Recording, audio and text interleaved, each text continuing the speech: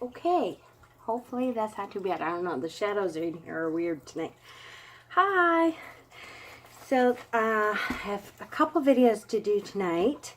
The first is Anthony's 31 Days of Tarot. I'm going to do today, tomorrow, and Thursdays all in one shot. I saw Jennifer Ball, get my stairs up, do kind of a compilation video, and I thought that was a really good idea. That way, if I don't have a whole lot of time, so I'm like training a class tomorrow, and then the next day I'm working till 7:30 at night, and so it'll be good to be a couple days ahead. And they kind of go together anyway. So the day 2 is your top 5 tarot decks for 2017. So without further ado, we're going to start with that one. And these are in no particular order. I don't know if I could number these like number 1, number 2. And it was hard to bring it down to just 5. And there's a couple that aren't in here that I thought, oh, they kind of should be in here. But I try to keep it to just 5. So that's what I'm doing. So first is the Samhain deck of the Bastards. I just fell in love with this deck, and once I got it in September, it was really hard to put it down. After I started using this deck, it has the keywords on the top here, and a Rider-Waite. It's almost like exactly Rider-Waite, but there's a few cards that are a little bit different. Some look just like the Rider-Waite though. And the ones that are different are just, they look like they were aged a little, or they're like a vintage Rider-Waite. So, and I just absolutely fell in love with this deck. It reads like a dream. The cardstock is like perfect, at least for me. It was very, it's very shuffleable. Is that a word? Shuffleable? I edged mine in black, and I just adore this deck. It just reads gorgeous. Now, you get it on Etsy, and I believe it's Tarot by 7. Spelled out is the shop, I believe. And I know, guys, that it is an expensive deck. I get that. But for me, this was probably my favorite deck of the year. So, and boy, that incense smoke, isn't that funny? As soon as I light that incense, it goes right into what I'm doing. So sorry, that's what the smoke you're seeing. So this was just an incredible deck, and well worth, for me anyways, well worth the expensive. It is an expensive deck, but well worth it. I absolutely love this deck. I had to force myself to put it away in November. No, I think I still used it in November. So like in December, I think I finally said, okay, Jen, it's time to put it away. You got to use some other decks. So that, love, love, love. The Borderless Rider-Waite came out this year. And I once again, I don't know, I am shocked that I love a Rider-Waite deck so much. It's not just because I'm learning it. Although, boy, does it make it easier to use Rider-Waite, because, of course, all the symbols, bam, are right there on that. I hated, when I first started learning tarot, I was like, no way am I going to be using this deck, because it is boring, and the colors are, like, muted, and I'm so not a muted, normal person. So before I really knew any of the meanings, I was like, ugh, this sucks. It's boring. I can't do this. And then I started learning the tarot. And trying to learn with, now I will tell you, I learned with the Witch's Tarot. I think is it Ellen Dugan? I think did the Witch's Tarot that I'm talking about. And loved, loved, loved her deck. Don't get me wrong. I'm surprised it's not in here. It very closely was going to be, because I still love that deck.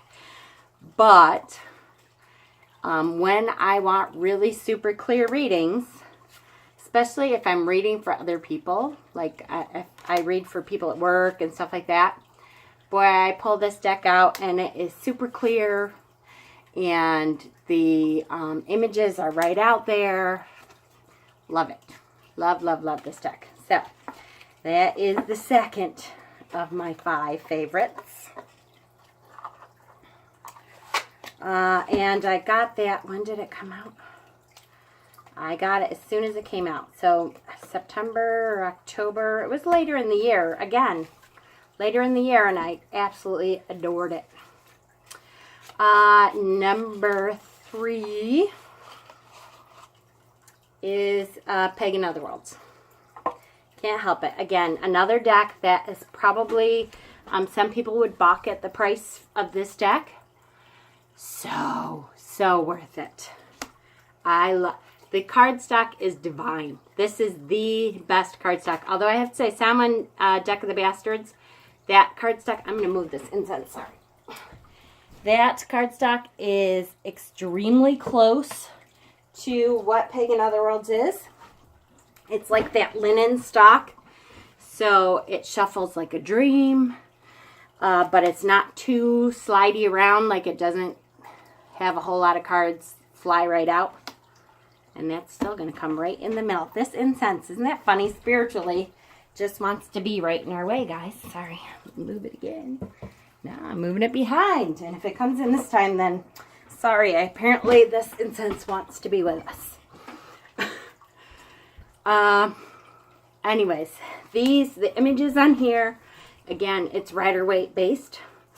Very, very clear images.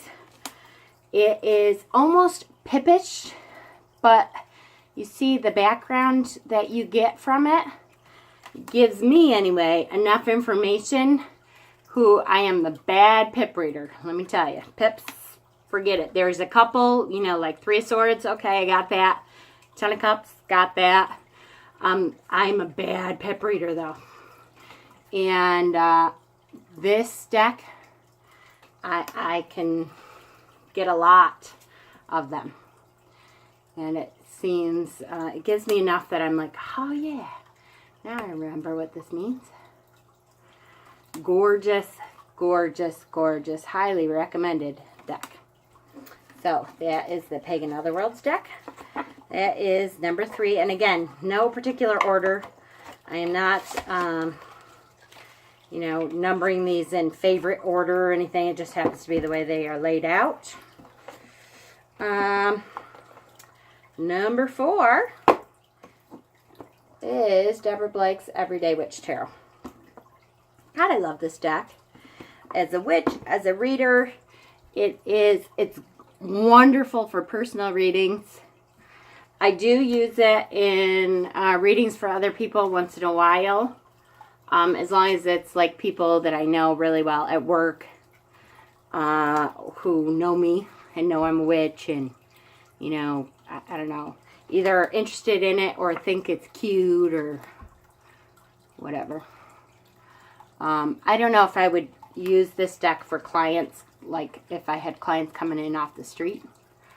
It is very witchy. It's got a lot of witch stuff in there. And if you are not used to witches, you're not a witch, you know, or, you know, Joe Schmo Catholic coming in off the street, it might be like, okay, why are there all witches on this deck? But for those of us in the community, love it. Look at that. Temperance, right? Yep. So I pulled this card as one of my yearly cards for Anthony's first day. And, excuse me, there couldn't be a better temperance card for a witch. I mean, that is just awesome. So that is deck number 4 for top 5 in 2017. And lastly is the Branches of the Celtic Tarot. The Actually, the tarot itself is just called the Celtic Tarot, I believe. Let me see. Yep, just called the Celtic Tarot. This is Christopher Hughes. And it's got Celtic flair to it. It's got good cardstock. The shuffle is great. It's that great, you know, normal card tarot size. And great images on there. I've been getting great readings from this deck. Again, not a deck that I might read for people coming off the street who are not in the community, not pagan, not in the tarot community, not in the witchy community.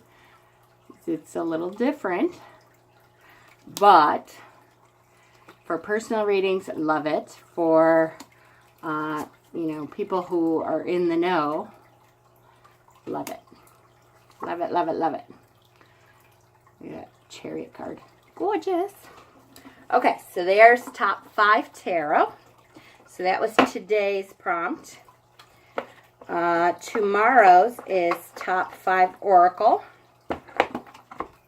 So, hold on, I'm going to put these on the rail here. All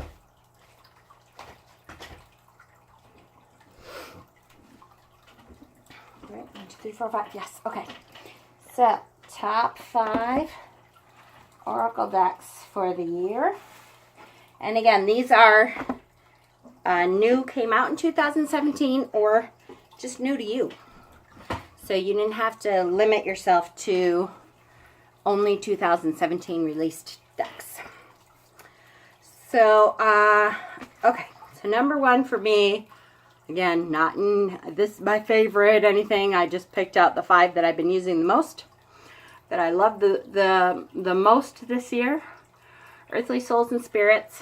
This is from Terry Foss on Etsy. This deck, oh, I find so many decks that I can use with this deck. I have, first of all, look at the backs of the cards. All have different moon phases, and they were photographs that her daughter, I believe, you know, manipulated the photographic image of the moon.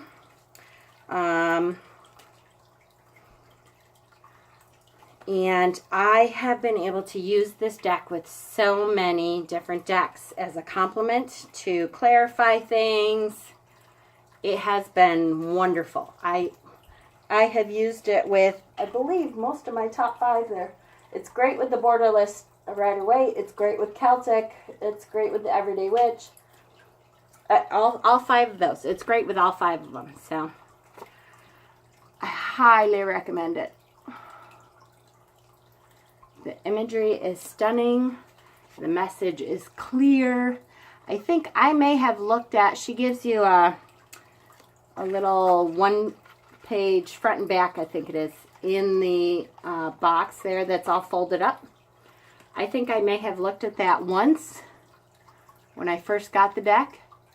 But the messages in these images just come through loud and clear. There is no mystery to what it's trying to tell you. It is just, bam, here you go. This is what you need to know. And when I'm looking for a clarifier, that's what I want. So, gorgeous, gorgeous deck. So that is 1 out of 5. If I don't, sorry guys, if I don't put them back in now, I may never get to it again.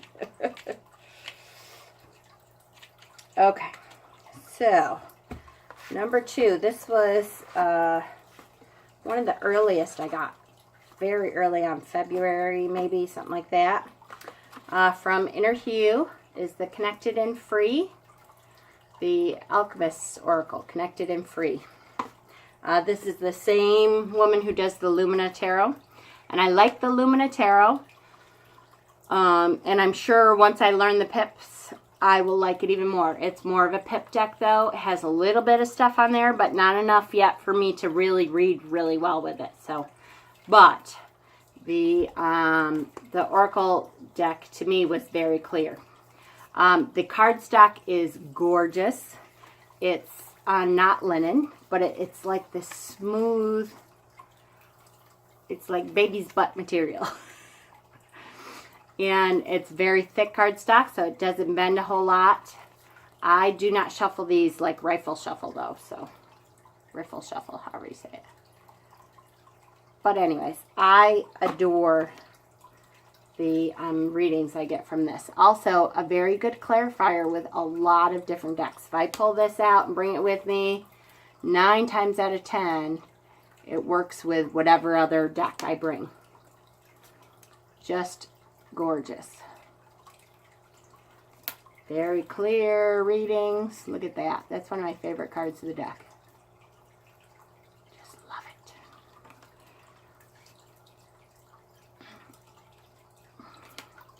The images are stunning. The meaning is clear. I have really enjoyed this deck this year.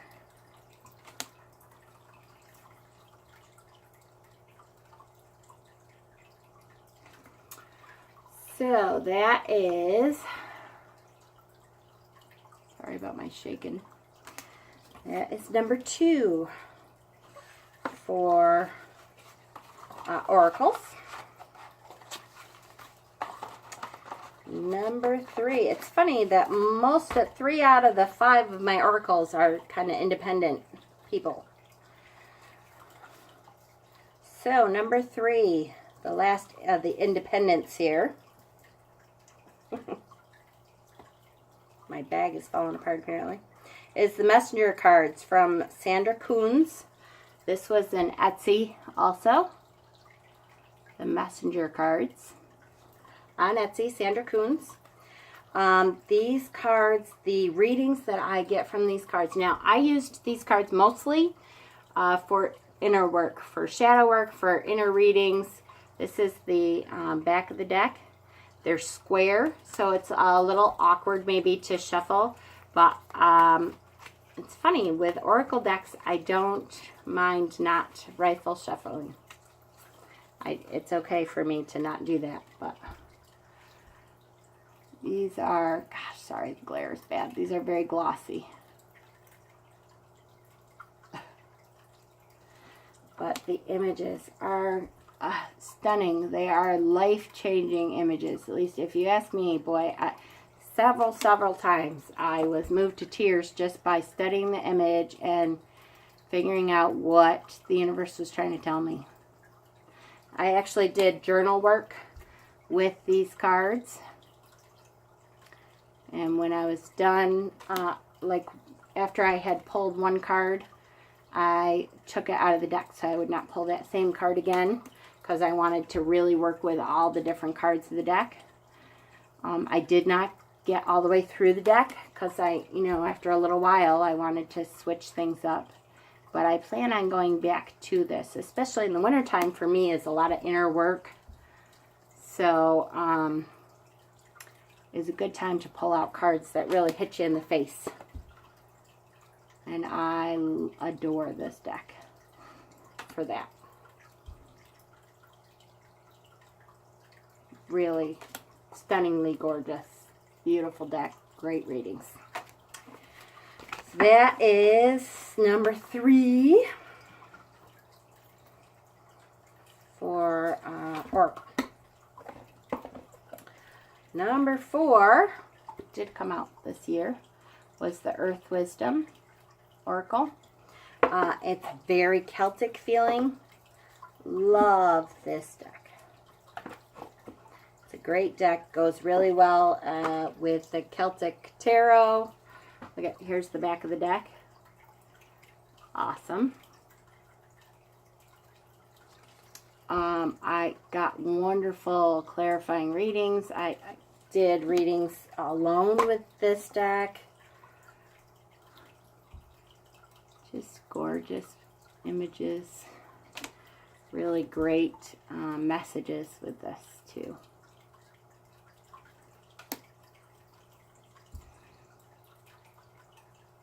very sweet. It's a lot of good feeling stuff in here, so it's gentle with you.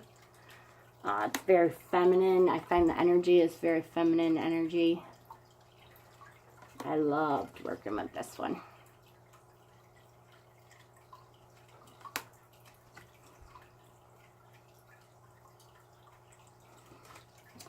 All right, number 4. That was number 4. And finally, I don't know if I'll have a year where this one is not on my top 5 oracles anyways. This is one of my all-time favorites. So this is the Wisdom of Avalon cards, Colette Baron-Reid. I do like her oracle decks. I know a lot of people say she's frou-frou and whatever, but for me, I have really enjoyed her oracle decks. This one in particular, for some reason, I do have quite a few of her oracles. This one in particular, for me, just reads absolutely stunning. I don't know if it's, you know, I'm a sister of Avalon. So I have a connection, I believe, to Avalon anyways. But these messages and the images and stuff just really feel like home. You know what I mean when I say that? Like you just pull it and go, oh, yes.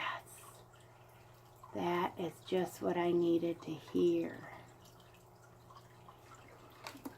This one for me is definitely an all-time favorite.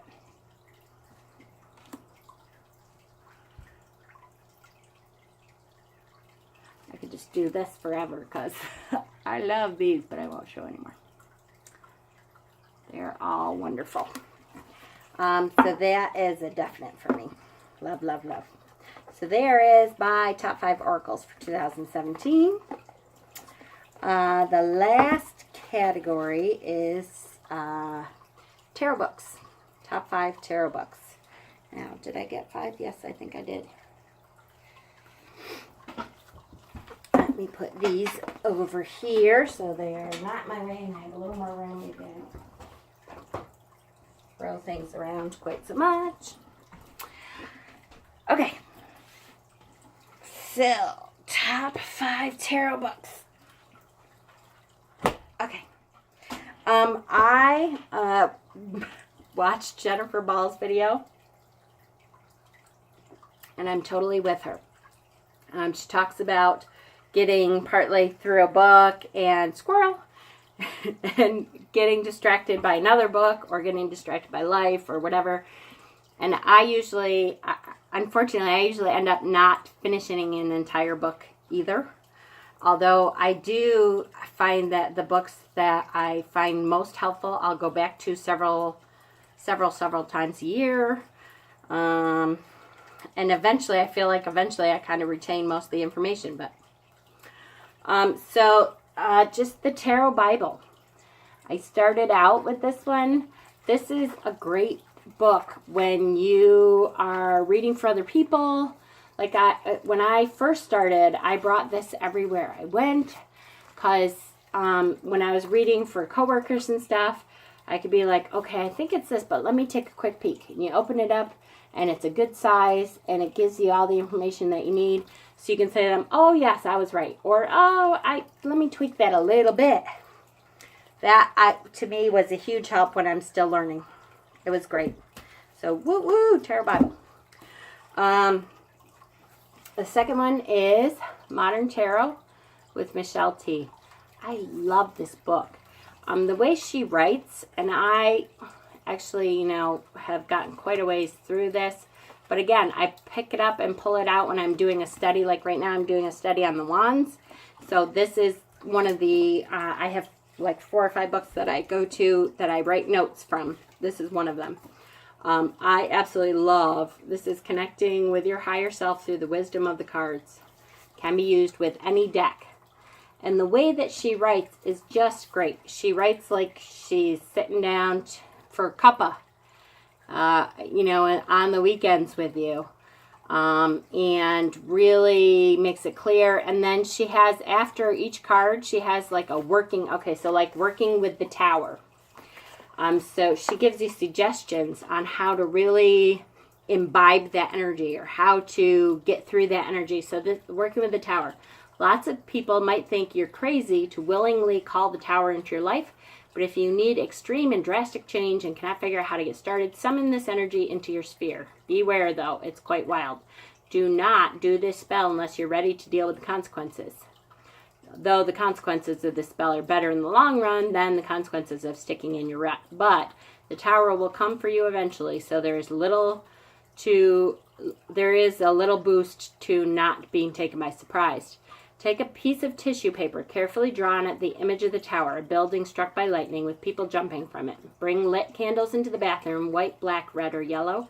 Pour Epsom salts into your bath and get in. Bring your sigil, the image of the tower, into the water with you. As it dissolves, call out to the powers of the tower and ask it to knock away anything and everything that is keeping you from living your best life. Then relax into your bath. Draw upon the element of water to help you be accepting and flexible in the time to come. Water is a great element to use with the tower magic because it's impossible to hold on to it. When the tower comes to you, you must let it go. Your bath is done when the sigil is fully disintegrated. Oh, and then you may bottle a bit of your bath water and keep it as a talisman.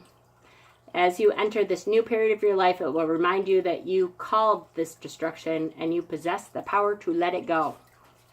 I love those little tips at the end. They really help me embody and get and understand what the card meant awesome.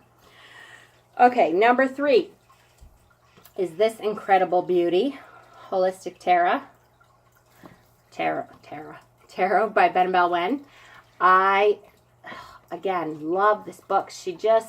This is the kind of book that is not, she doesn't talk about fortune telling with tarot. She talks about really using the tarot to clarify things in your life. It's like a mirror, taking a look at what you're seeing.